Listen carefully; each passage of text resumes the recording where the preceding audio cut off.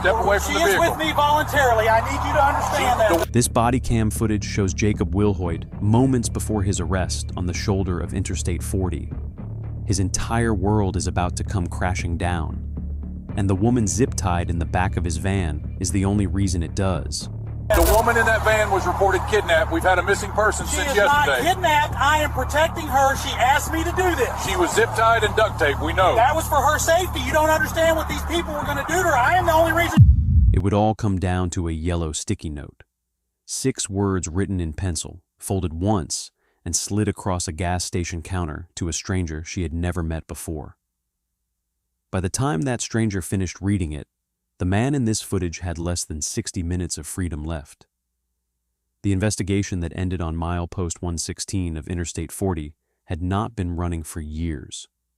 It had been running for 30 seconds. The 30 seconds it took a kidnapped woman to scratch out a plea for help while her captor stood 10 feet away in a wig. 5 charges, 2 states, 22 hours of captivity, and a blue Honda van full of firearms sitting in plain view on the side of an Arizona highway. Before we go any further, would you have noticed something was wrong if a stranger handed you a folded note in a gas station?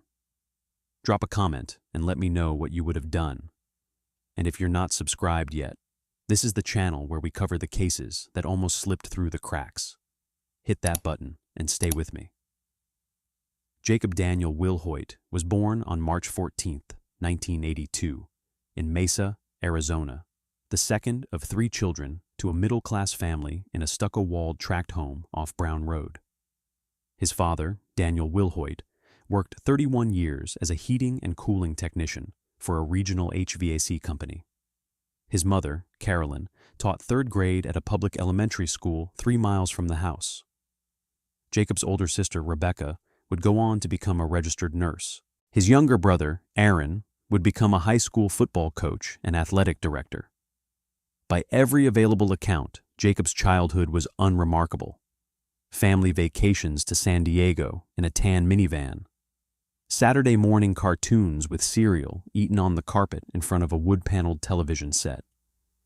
Little league practices at a city park where his father showed up in a faded cap and worn-out sneakers, hands resting on the chain-link fence behind home plate.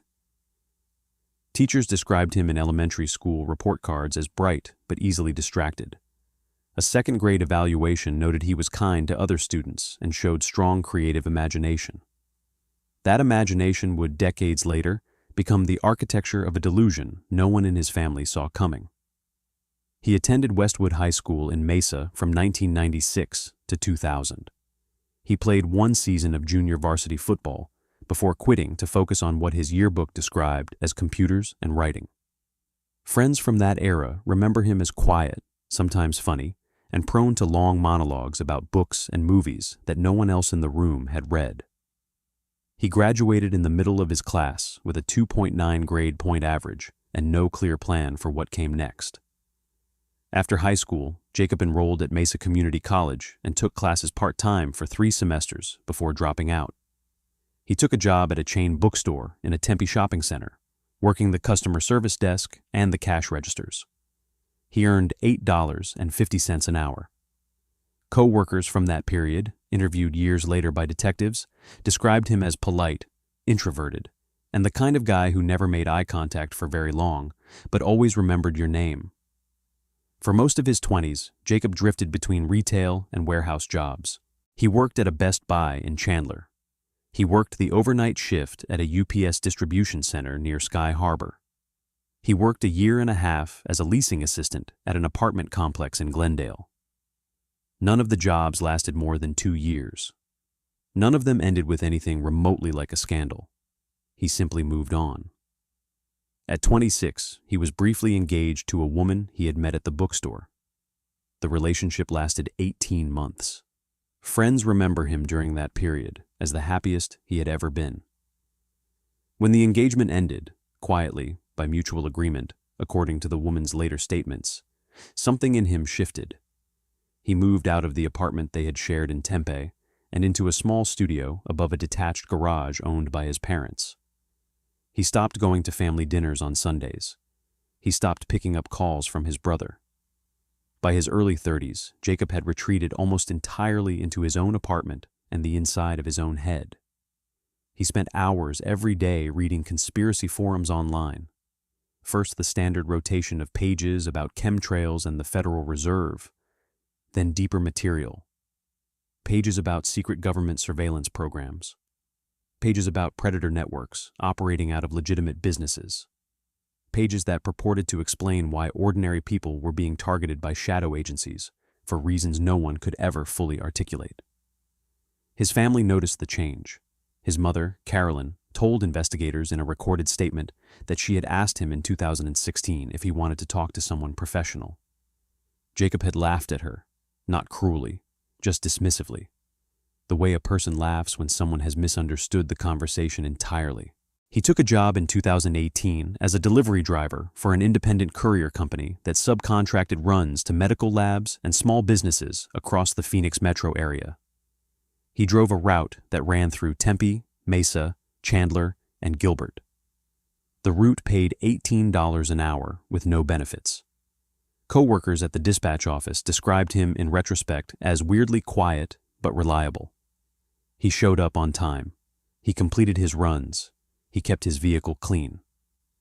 That delivery job is where he first met the woman whose name now sits at the center of every police report and court filing related to this case. She worked as an office manager at one of the small medical labs on his route. He delivered there twice a week.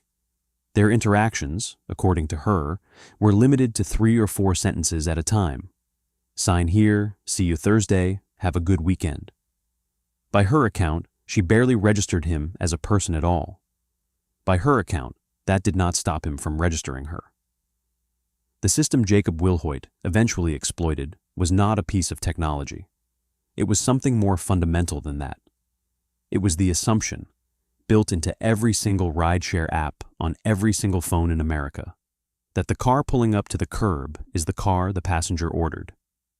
Uber processes more than 28 million rides a day worldwide. Lyft processes another 2 million. In the Phoenix metropolitan area alone, more than 300,000 rideshare trips are completed every day, the overwhelming majority of them between airports, hotels, restaurants, and the homes of ordinary people who have never once questioned whether the driver who arrived was actually the driver assigned to their account. The system relies on 3 thin layers of verification: the driver's name on the app screen, the make, model, and color of the car, the license plate displayed on the trip summary. A passenger is supposed to confirm all 3 before stepping into a vehicle. Most do not. Most look up from their phone, see a car at the curb, hear someone call out a name that sounds close enough to their own, and get in.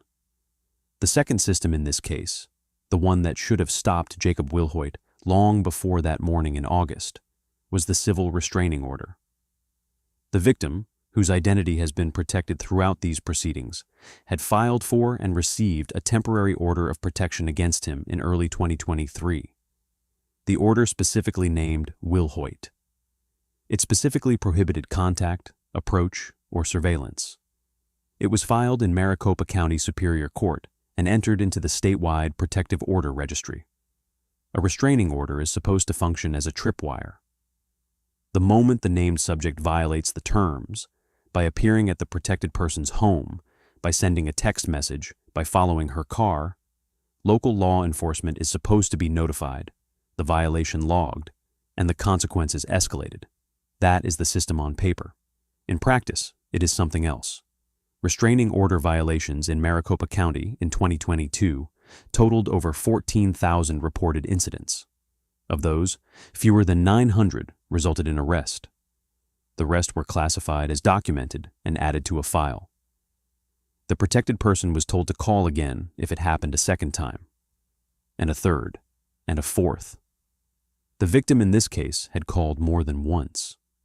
According to her later statements, Jacob Wilhoit had appeared at her apartment 3 separate times in the spring and summer of 2023. He had stood across the parking lot in his blue Honda van. He had sat in the lot for hours. He had not approached her door. He had not, in his interpretation of the law, technically violated the order. He had simply made sure she knew he was there. She had called the police every time an officer had taken a report, every time the report had gone into a file, and every time Jacob Wilhoit had simply driven away before the officer arrived. The third system, the one that ultimately mattered most, was a yellow sticky notepad sitting on a counter at a Chevron station 470 miles from where the abduction began. That system would prove to be the only one in this entire case that worked exactly as intended. The morning of August 21st, 2023 was hot even by Phoenix standards. By 8 o'clock, the temperature had already climbed past 96 degrees. The forecast for the day called for a high of 107. The victim, referred to in court documents only as MV, had an appointment that morning at a car dealership on Camelback Road in central Phoenix. She had brought her vehicle in for a recall service the previous afternoon and was scheduled to pick it up at 10. At 9:47, she stepped outside the dealership's customer waiting area, opened the Uber app on her phone, and requested a ride home. The app assigned a driver. The driver's name on her screen was a man named Carlos. The vehicle was listed as a silver Toyota Camry. The license plate ended in 3 numbers she did not bother to memorize. What pulled up to the curb at 9:53 was a blue Honda Odyssey minivan with tinted rear windows. The driver was wearing a wig, a shoulder-length brown wig pulled forward over his forehead, and a black baseball cap. He waved at her through the open passenger window and called out a name. She did not catch the name. She heard ride 4 and assumed he had said hers. She opened the side door and climbed into the back of the van. The door locked the moment she pulled it shut. That was the first thing she noticed. The second thing she noticed was that the man in the driver's seat had turned around to look at her, and the wig had shifted, and she was looking directly at the face of a man she had filed a restraining order against 6 months earlier. She tried to open the door. She could not. Jacob Wilhoit pulled out of the dealership parking lot and turned west on Camelback Road. He did not say a word for the first 3 minutes. Then he pulled into a strip mall parking lot behind a vacant restaurant, climbed into the back of the van, and bound her wrists and ankles with duct tape and zip ties. She would later tell investigators that she did not scream. She did not scream because she had already calculated, in the seconds it took him to climb between the seats, that no one was within hearing distance, and that screaming would only escalate whatever was about to happen. She made a different decision instead. She decided to survive. For the next 22 hours, that was the only decision she made. Wilhoit drove the blue Honda van northwest out of Phoenix on U.S. Highway 60, then merged onto Interstate 17 north toward Flagstaff. He took the back roads from there, small 2-lane highways that cut through the Kaibab National Forest and skirted the southern edge of the Colorado Plateau. He stayed off the interstate for hours at a time. He stopped only twice that first day, both times at remote pullouts where the only thing visible in any direction was sagebrush and red dirt. He did not feed her. He did not let her use a phone. He did, at one point, loosen the zip ties on her wrists for approximately 15 minutes before tightening them again. He talked the entire time. According to her later testimony, he talked about people she had never heard of, names of supposed government agents, names of supposed predators inside the medical lab where she worked, names of people he claimed had been watching her for months and would, if she did not come with him, eventually kill her. He told her he was protecting her. He told her this repeatedly. He told her she did not understand what he had saved her from. By 6 o'clock that evening, they had crossed into Nevada. Wilhoit pulled off at a small recreation area on the edge of Lake Mead National Recreation Area, southeast of Las Vegas. He parked the van at the back of an unpaved lot, away from any other vehicles, and ordered her to lie down across the back seat. He covered her with a wool blanket. He sat in the driver's seat and watched her through the rearview mirror until the sun set. She did not sleep that night. She told investigators later that she could not afford to sleep. Wilhoit himself dozed, sitting upright in the front seat. He woke every 20 or 30 minutes and looked back at her. Once, around 3 in the morning, he climbed into the back of the van and tightened her zip ties because he believed she had been working her hands free. She had not been. He tightened them anyway. At sunrise on August 22nd, he started the van and drove. He turned south, then east, then south again. He took routes that made no sense as travel and every kind of sense as evasion. By 2 o'clock that afternoon, they were back in Arizona, on Interstate 40 eastbound, heading toward a town the victim had never heard of. The town's name was Seligman. Seligman is a town of approximately 446 people on a stretch of Interstate 40 between Kingman and Flagstaff. It is best known for being one of the few remaining stops on historic Route 66. It has 3 motels, 2 diners, 1 liquor store, and a single Chevron station with a small attached convenience store. That Chevron station was the place Jacob Wilhoit chose to refuel at 5 o'clock on August 22, 2023. He had been awake for over 30 hours. The fuel light on the blue Honda van had been on since they crossed into Yavapai County. He had no choice. He had to stop. He pulled into the Chevron parking lot, parked at pump 4, and turned around in his seat. He looked at her in the back of the van. He told her she was going to come inside with him. He told her if she said anything to anyone, he would shoot the cashier and the customers, and then her, and then himself, and that this would be the end of the entire story for everyone involved. He showed her one of the firearms he had kept in the van the entire drive. Then he cut the zip ties on her ankles. He left the ones on her wrists, but loosened them enough that she could pull her sleeves down over them. He gave her a baseball cap to wear. He told her to walk 3 steps in front of him. He told her to look at the floor. She did exactly what he told her. And then she did something he had not told her to do. The Chevron station in Seligman had a yellow sticky notepad sitting on the counter next to the register. It was the kind of pad that gas station clerks use to write down lottery ticket numbers, propane tank pickup orders, and reminders for the next shift. It was not labeled. It was not for customers. But it was there, in plain view, 3 feet from the register. The customer at the register at the moment Jacob Wilhoit and the victim walked into the store was a man named Hank Bowman, 58, a retired long-haul trucker who lived 2 miles outside of town and who had stopped at the Chevron that afternoon for a pack of cigarettes and a bottle of iced tea. Bowman would later tell deputies that he had not paid attention to the man and woman who walked in behind him until he heard the woman's breathing change. The breathing was the first thing he noticed.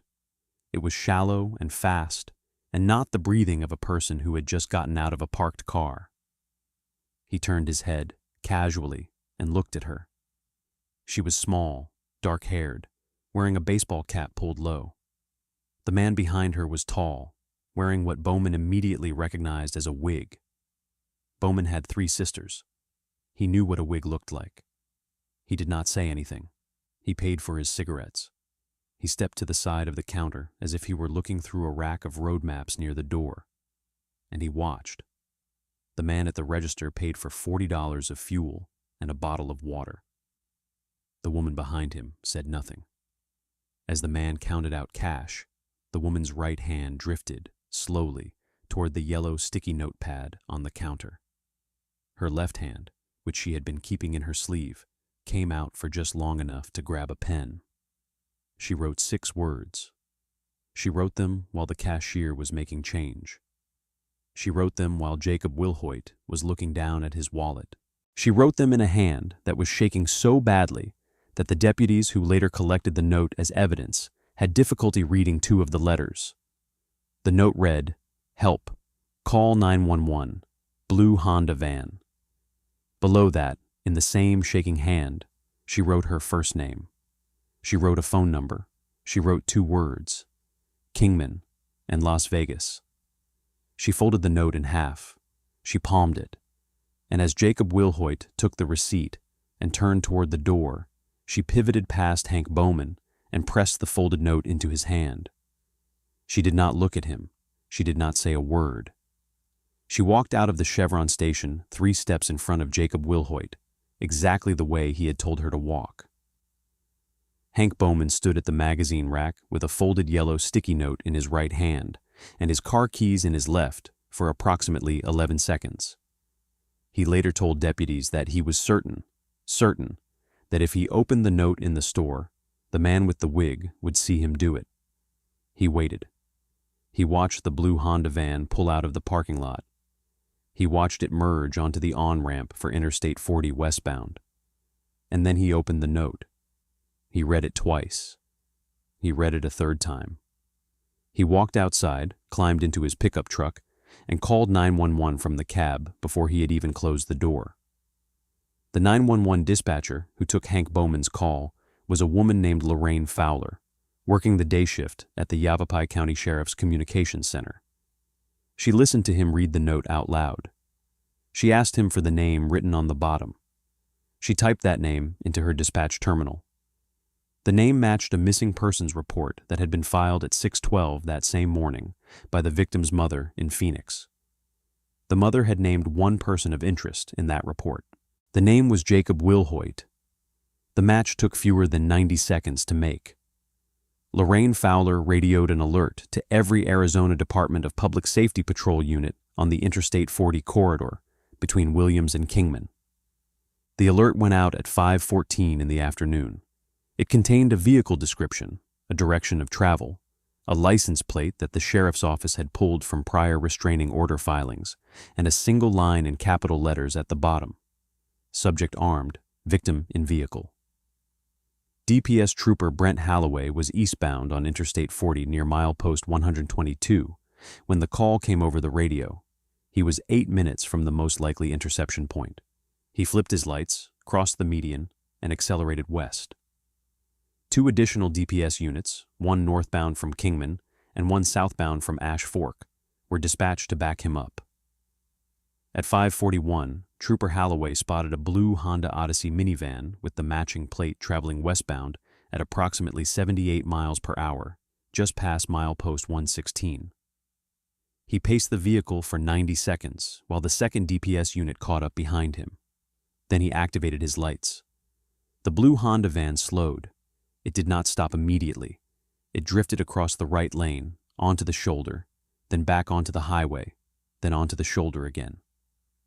Halloway later wrote in his report that he believed the driver was deciding, in those 90 seconds, whether to run. The driver did not run. The blue Honda van came to a complete stop on the right shoulder of Interstate 40, 53 miles east of the Arizona-California state line. While Halloway approached the driver's side, the second DPS trooper, Sergeant Caleb Ortega, approached the passenger side. Through the back window, Ortega could see the victim sitting upright in the third row, hands in her lap, mouth tight.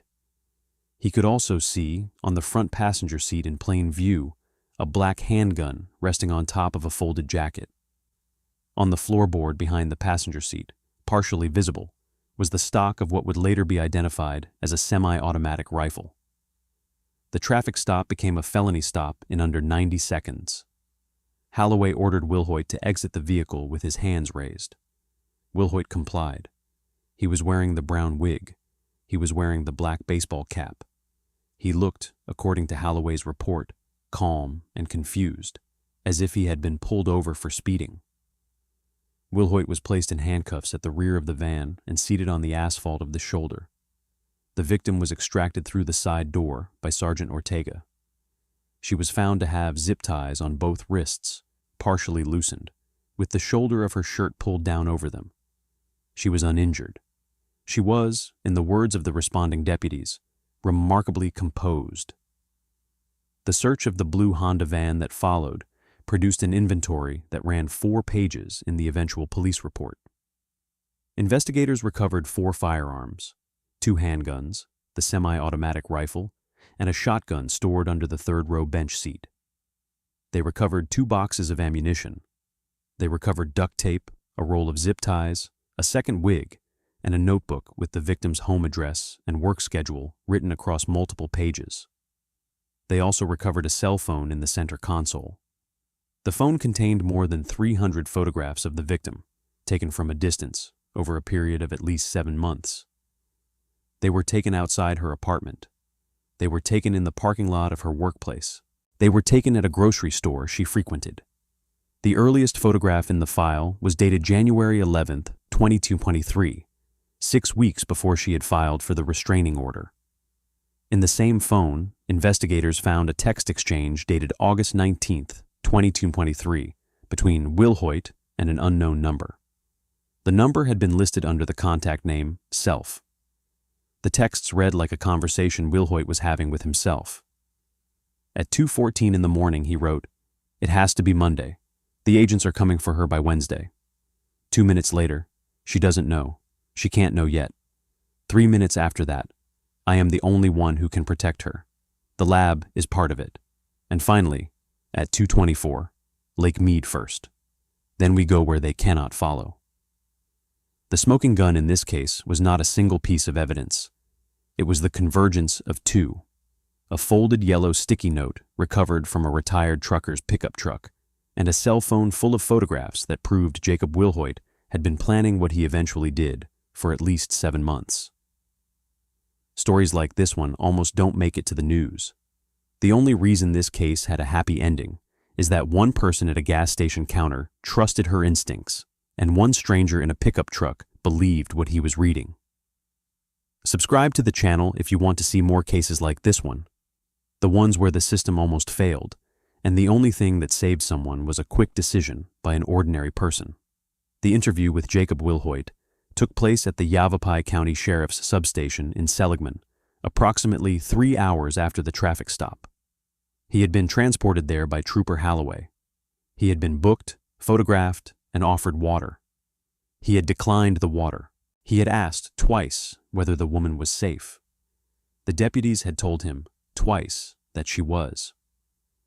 The interview was conducted by Detective Sergeant Caleb Ortega, the same DPS officer who had pulled the victim out of the van on the side of Interstate 40. Ortega advised Wilhoit of his rights. Wilhoit waived them. Wilhoit said, on the recording, that he wanted to talk because the truth needs to be on the record before they can change it. Ortega began with the obvious question. "Mr. Wilhoit, can you tell me why the woman was in your van?" Wilhoit answered without hesitation. "Because I was protecting her. She doesn't know what they were going to do. She works for them. She doesn't know." Ortega asked him who they were. "The people at the lab," Wilhoit said, "and the agents. The agents have been watching her since January. I have proof. I have a phone number. You can call him. He'll tell you." Ortega asked for the number. Wilhoit recited it from memory. Ortega wrote it down. The number, as the deputies would discover the following morning, belonged to a man named Curtis Reeves, a 52-year-old electrician in Tucson who had no connection to the victim, no connection to her workplace, and who told investigators in a recorded statement that Jacob Wilhoit had been calling him 3 to 4 times a week for the previous 6 months. Reeves had repeatedly asked him to stop. Reeves did not know who Jacob Wilhoit was. Ortega tried again. "Mr. Wilhoit, you restrained this woman with zip ties. You drove her across 2 states. You held her against her will for 22 hours. Do you understand that?" Wilhoit answered. "I understand what it looks like. But you are missing the bigger picture. They were going to take her on Wednesday. I had to move first." "Has anyone told you they were going to take her on Wednesday?" Ortega asked. "I know," Wilhoit said. "I just know." The interview lasted 47 minutes.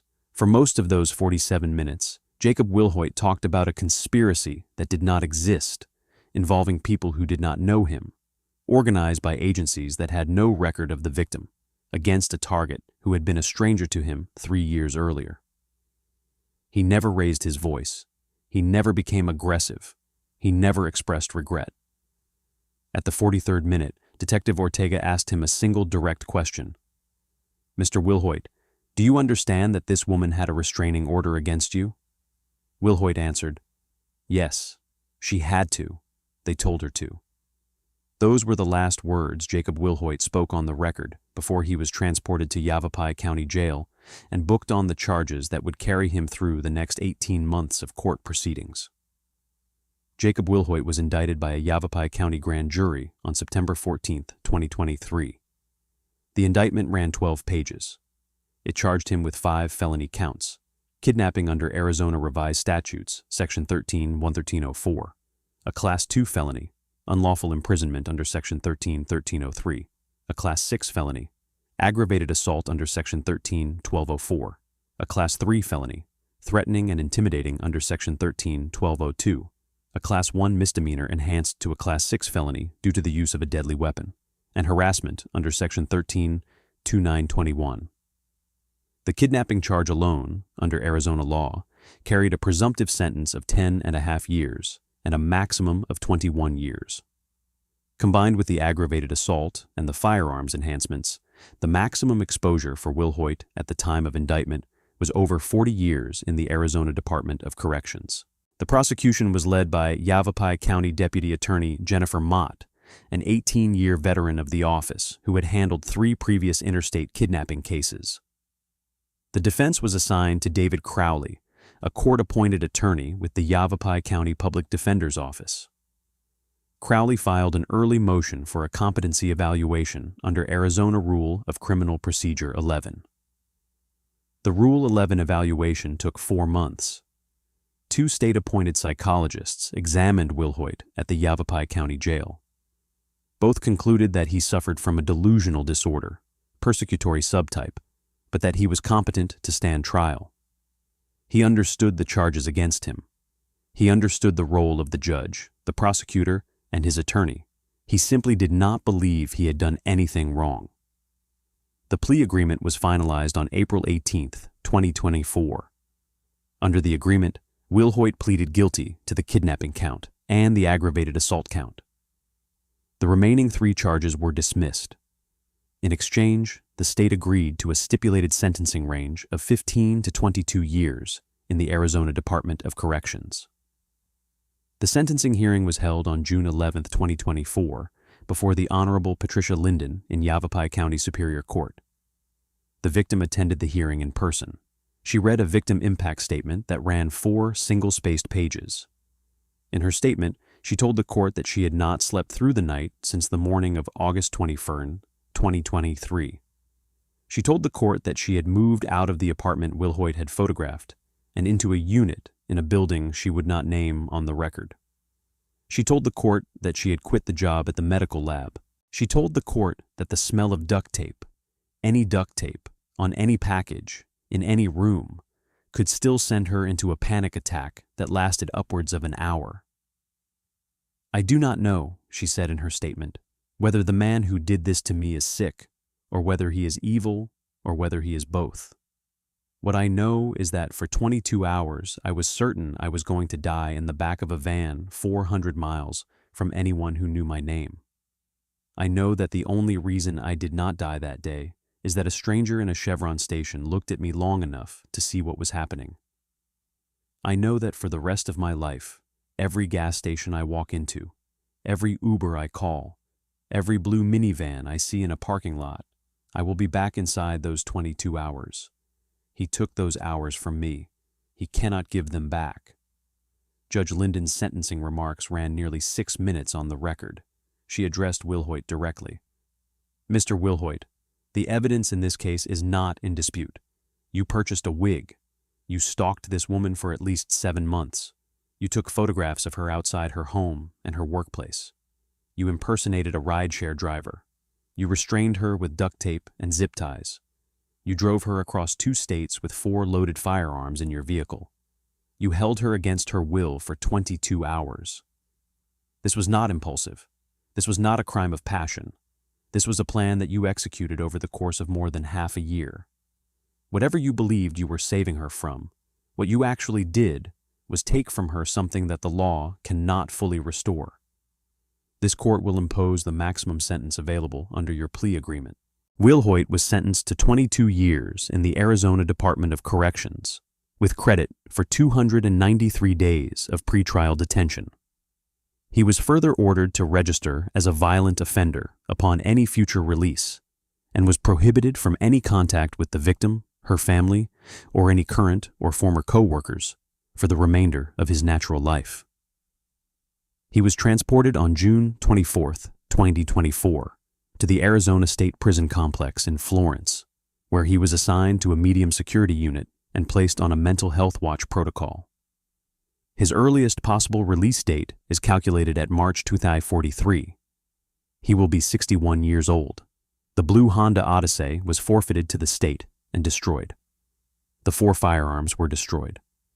The brown wig, the duct tape, the zip ties, the cell phone, and the notebook of surveillance entries were entered into evidence and remain in the custody of the Yavapai County Attorney's Office.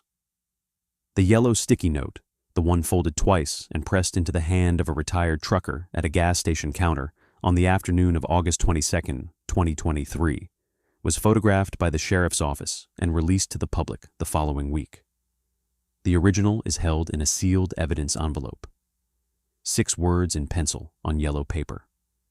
The entire case on a single sheet smaller than a postcard. The victim has not spoken publicly since her impact statement. The retired trucker, Hank Bowman, has spoken to one local newspaper. When asked what made him open the note instead of dismissing it, he said only this: "She wasn't breathing right, that's all. Just the way she was breathing. This case was harrowing. But the case on the right-hand side is somehow worse. A woman who never got the chance to write her note. Click it now."